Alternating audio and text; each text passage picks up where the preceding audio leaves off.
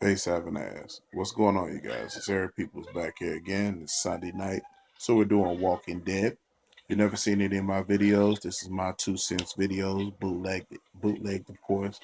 Um, if you've never seen any of my videos, I do mild spoiler reviews of my favorite shows. We'll talk about them in the comments. I give them a grade, and that's about it. So tonight's episode is about Morgan. It's all about Morgan and the journey that he took to his enlightenment that he has now. If you guys haven't followed the show, you will only see Morgan maybe twice in full episodes. That's the very first episode of The Walking Dead, and then like another episode in I believe it's season 3. In the first episode, he has his son, and he's coaching Rick basically into what's happening to the world, and also dealing with his own personal issues. By the time you see him in season 3, he's batshit crazy.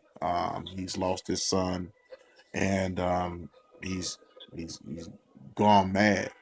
But Rick is going through his own trials because he had just lost Lori or whatnot, and he sees a lot of himself in Morgan's character at where he is now, and he's basically telling him like, "Lo, you can still make it because I have to make it, so you have to make it." And it's really touching because Morgan, and they also play that in this episode. Morgan is still waiting by the walkie-talkie for Rick to get a contact with him because that was the agreement in the first episode. But of course, Rick never does.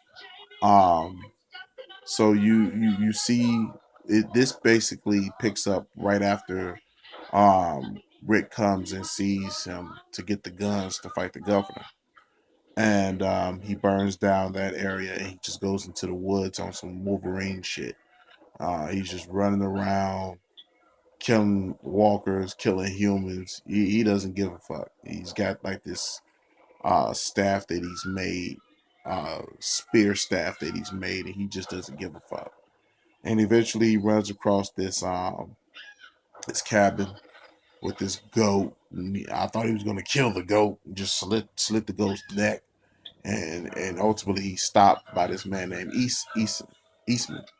And Eastman lives there in the cabin by himself, does his own thing or whatnot, and he basically caged him up, and was talking to him. He's a forensic psychologist, and so he's picking, trying to pick him apart, but Morgan's not going. Morgan, eventually when he does start talking to him, he tells him, like, "Hey, I'm gonna kill your ass when I get out of here."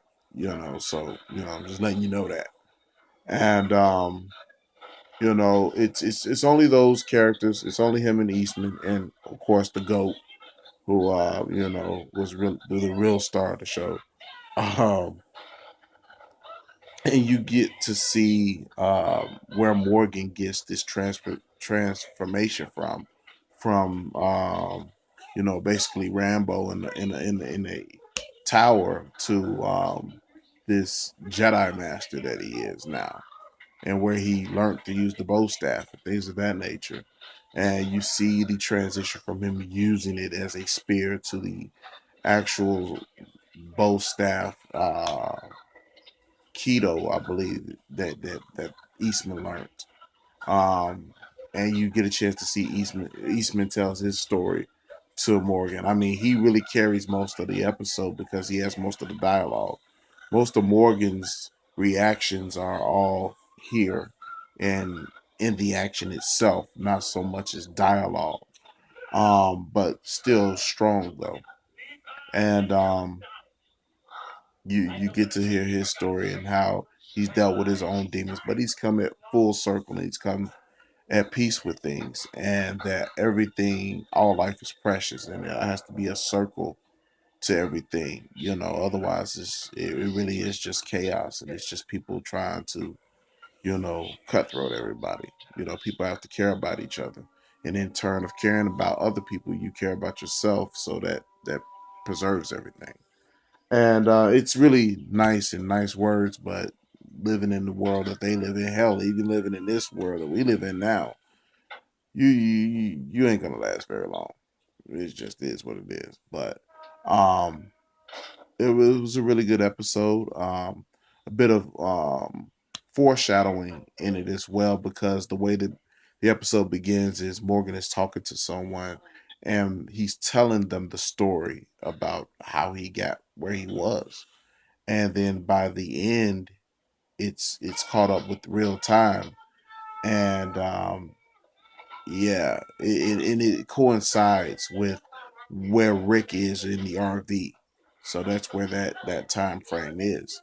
So yeah, it was a good episode. Finally got a full dose of Morgan, and that was a good thing because he's an interesting character. And another tidbit, Steven Yin's name wasn't in the opening sequence for tonight's episode. And I believe that's just, the executive producers just messing with the fans. I don't think Steven Yin or I don't think he's dead. I don't think his character is dead. I just don't see. He's too crafty. He's one of the most craftier characters in the show, and I don't see him just dying like not like that. I see his demise being something more epic. Um, so yeah, that's I think they're just messing with you guys. But if you like this video, hit like. If you disliked it, hit dislike. Let me know what you didn't like about it, and I might take your opinion into consideration. Subscribe for more. Of course, I do Walking Dead, Gotham, Arrow, Flash videos. If there is anything else that might catch my eye during the fall, I might do a video on that. You guys can stay tuned for that. So make sure you subscribe for more. I'll see you guys tomorrow for Gotham.